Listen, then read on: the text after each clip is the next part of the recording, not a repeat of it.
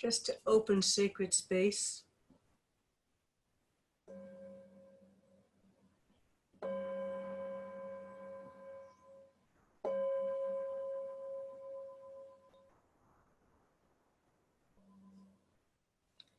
So welcome everybody. I've been on a bit of a journey and I just got back and I have beautiful things to share. The journey was a retreat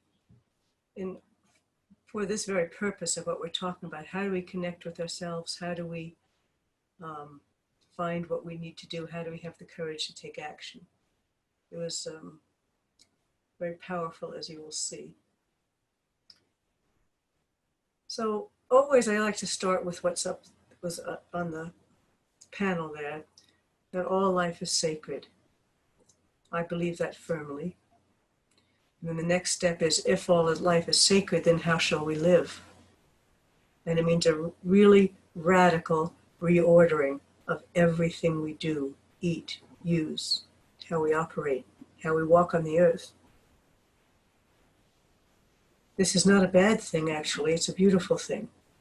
And it may seem overwhelming, but actually, if we do it, I think we're going to be very much happier. So these are difficult times on earth, and these are times when we're called upon to be our very best, our most powerful, to contribute what it is that we have to contribute. It's urgent. And it's urgent that each of us do this, not just some leaders and followers, that each of us bring what we know to share and to begin to make changes. We're called upon in these times to lead and participate, but to lead from our own unique wisdom, because there's only one of our unique wisdom. Each of us is unique that way. And it's a time we're called to become fully alive, which we tend not to do unless we're under stress, being human. And so, first of all, we need to love, because love creates the energy and the connection and the force for us to want to do anything. In order to love, we have to connect. We can love dogs or cats in principle, but the real love comes first by an intense interaction with one of them, a profound connection with one dog, one cat, one human being, one tree, and from there it goes out to a love for others. It's hard to love without having made a connection first. So how do we make that connection? It takes time and spaciousness. It can't be done in a rush and in a technological society. It needs to be done in nature's time, in nature. In this retreat, we had someone called John Thompson. He's from Australia, and he gave us a presentation. That's the wrong word. He works with Aborigines in Australia, and his goal is to connect people profoundly with the earth using Aboriginal wisdom.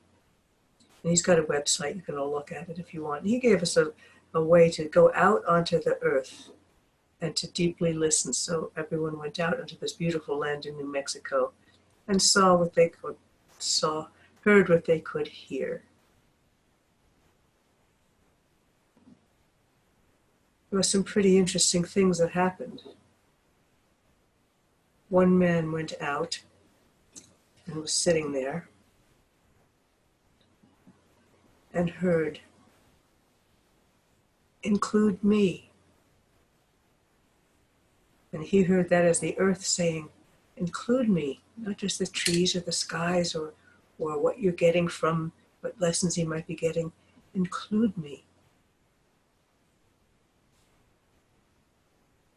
I was walking behind him a day or so later. He was busy chatting with someone on a trail going to a program. And I heard him say, "You know, we're not just in the present moment," as he was talking to this other person. We're not just in the present moment. There are two of us here, but there aren't really two of us here. There are three of us here. There's you, me, and the earth we're walking on. The earth is with us all the time. He ended up calling the earth his buddy. And for the rest of the retreat, you could feel him saying, what if you go for a walk with your dog, isn't you're not walking with your dog. You're walking with you and your dog and the earth that you're walking upon, and it's all around you. I thought that was a really beautiful way to begin to enlarge our perceptions and include a larger way of thinking.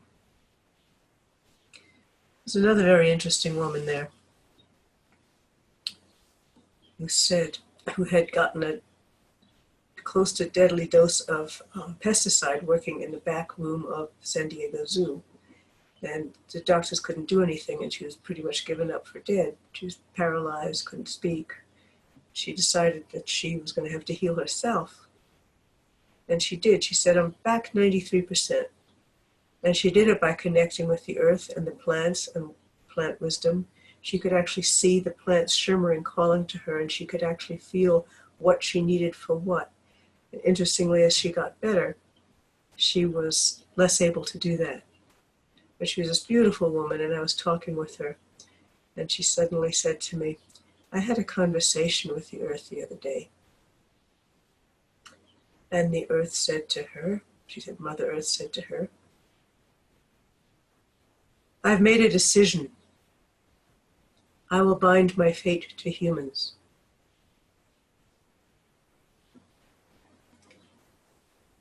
That bears a lot of thinking.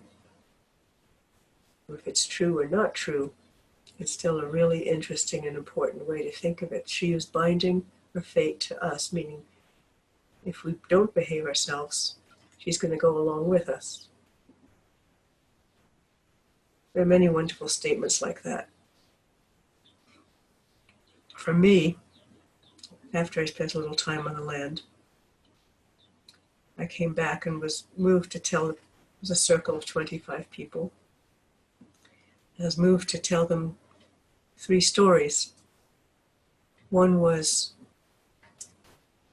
when I used to work in the prisons as a psychologist. I worked in the supermax prisons, and I was working with a serial rapist over a period of a couple of years. And one day he was sitting there, and I was sitting there, and suddenly I saw something change in his eyes. And it's like something opened, and he was showing me his very soul. And I saw it. And he saw me seeing it. And I saw him seeing me see it.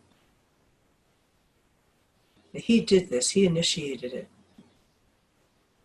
And this incredibly troubling inmate who was in lockdown all the time shifted. And he became a really easy inmate after that. It was a process of me sitting there genuinely listening and him feeling heard. Just like people sitting on the earth in the right way. No, because right is the correct word, or correct, but in a deeply respectful way. And some of you know the story of Huckleberry Bear, where there was a student sitting in front of his enclosure who knew nothing about animals or telepathy or anything. And Huckleberry Bear had lost his brother. And suddenly she found herself crying. And she said, this is really weird, why am I crying? And feeling really sad. And then she heard, I miss my brother. And she said, this is really weird because I didn't have a brother. And that night she asked us if Huckleberry had a brother, and we said yes. She had come in complete openness and was sitting there in companionship. And that bear made a connection to a human being. When you go into a forest, many of you might have had this experience, there's a feeling of companionship as if we're actually being welcomed if we go in a way that's warm and receptive.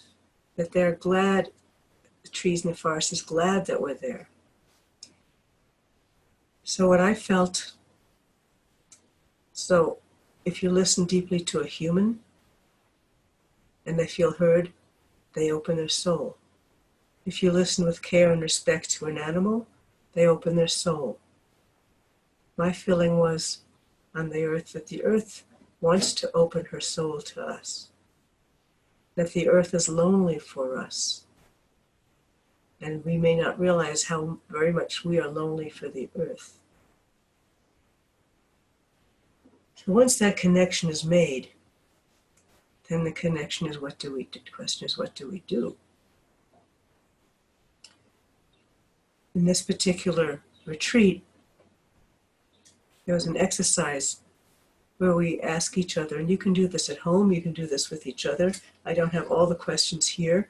If you're interested, I can pull them together.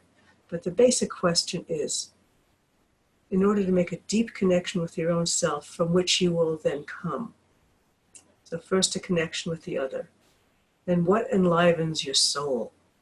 What makes your soul sing? What words can you find that express your deepest longing and your own unique gift? And you can you can just do this with yourself, or you can sit back and forth with another person and write down words that come through, and then try to come to what's called like your home zone, a place you can return to over and over and over again. Yes, that's it. That's my gift. That's who I am. That's what I'm going to do. And begin to operate from there, not from a place of desperation or fear or anything else other than a deep sense of connection and love and power, actually. My own in this particular retreat was, I am a voice for the earth calling us home. That was mine. The Australian gentleman I told you about, he came up with, I am a dreamer of the new beginning. And what he's doing, along with the Aborigines and his understanding of large systems, like mega systems on Earth and then larger than that, his understanding of that, he combined the two, to want to make a fundamental change in how we operate, that radical shift we talked about at the beginning. So that was his, a dreamer of the new beginning. And the understanding that many of the institutions that cause us so much trouble are really created, are thought forms. They're created out of thoughts and ideas, our institutions. They have no fundamental reality like a rock. They can be changed. They can be revised. And there's an interesting article on that, should you ever be interested in that. There was a passionate, wonderful wildlife vet who's seen terrible, terrible things in Alaska, with elephants in Africa. And she just keeps on going out of love for these animals and the love they've given her. Hers came out to be, I am a healer of animals and a voice for the abandoned.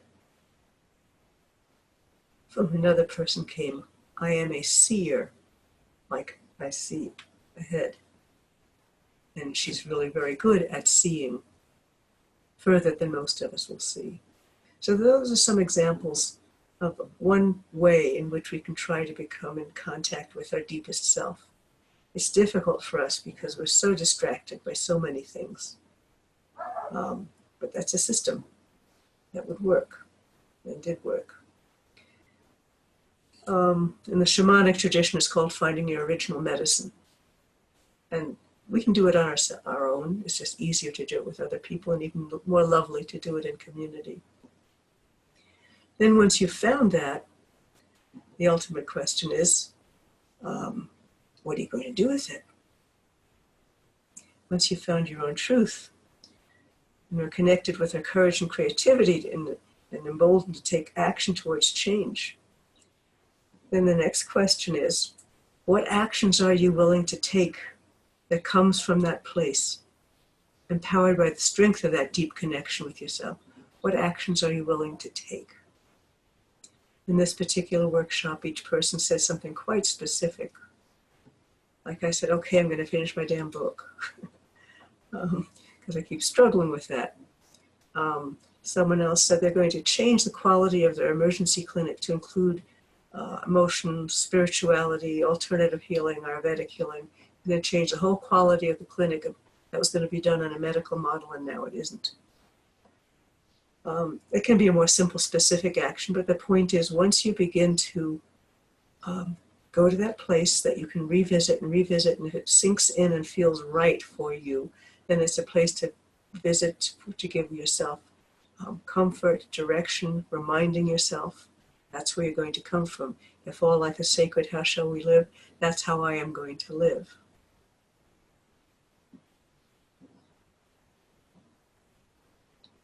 So those are some suggestions from that particular workshop that came.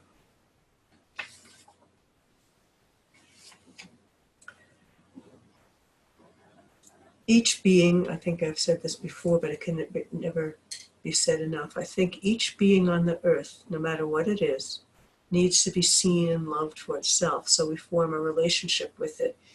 So it doesn't matter if it's a dog or a cat or a human or a tree or a rock. We form a relationship, then there's a connection, then we're connected into a larger network through that particular connection.